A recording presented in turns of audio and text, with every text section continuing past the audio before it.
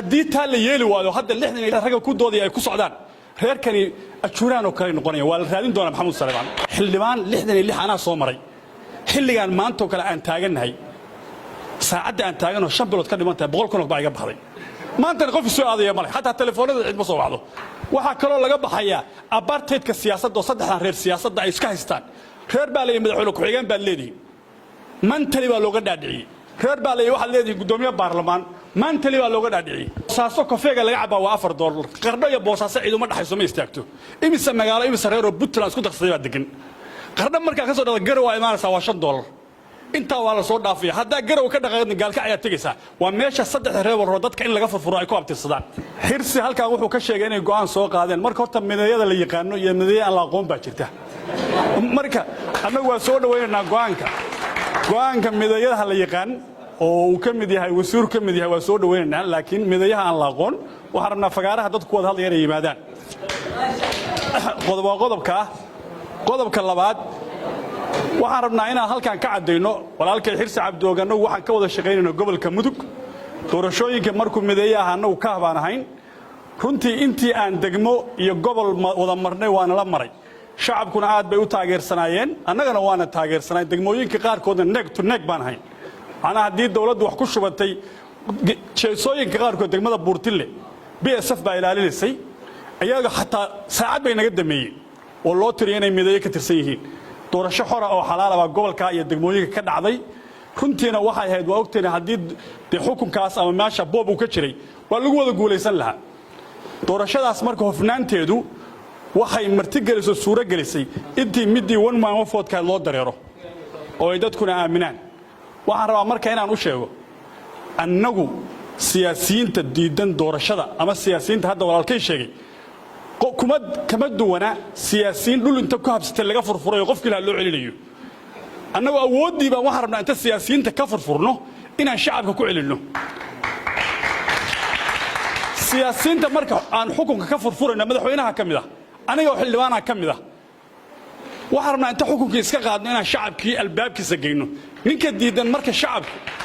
inuu ku tartamo codkiisa ama mustawihiisa uu rabo shacabka inuu weydiisto waad garanaysaa waa ninka kaliya oo raba inuu soo war doorashadan diido waxa uu ku diidana wata qodobka dhalinyarada aan kula hadlayo hal qodob baan rabaa dhalinyarada ama dadka kula hadlo hal daqiiqo ku darsanaya nimanyo isbeddelku markuu imaanayo waa dhib badan yahay waxaad ogtihiin ururka Xamaas la yiraahdo ninkii asaasay wuxuu ahaa nin kursi saaran carabka kaliya u dhaqdhaqaaqayay ururka maanta awoodda loo nimanka hortaagan markii u dambeysay markii u adkeysan waayeen isagoo salaad taraawiix ka soo baxay Ramadaan ba misal lagu dhuftay xaga kristanka ama gaalada markaa fiirisid ninka liya Tom Hawks oo mataqaana jaamacadda hadda physics-ka adduunka ugu sareeya hatta carabku ma dhaqdhaqaaqo waxa laga soo saaraa hadalka waxa la yiraahdo mataqaana isheeg machine ina wada taqaanaan baan u malaynayaa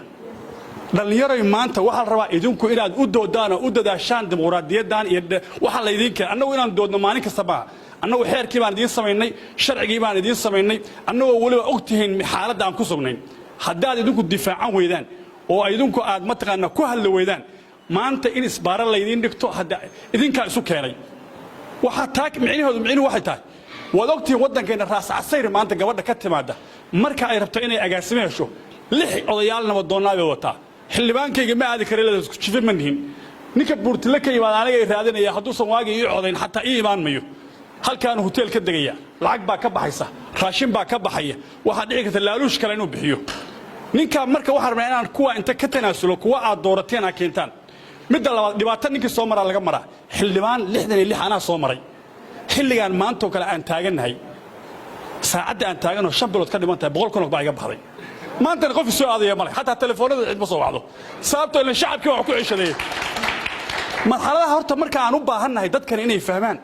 siyaasiyiintan lacagaha banaanka ka soo xawilanaya ama waddan kale wax laga soo siinaya dalka inaan ka faramarojino weey oo aan hesitate laga gelin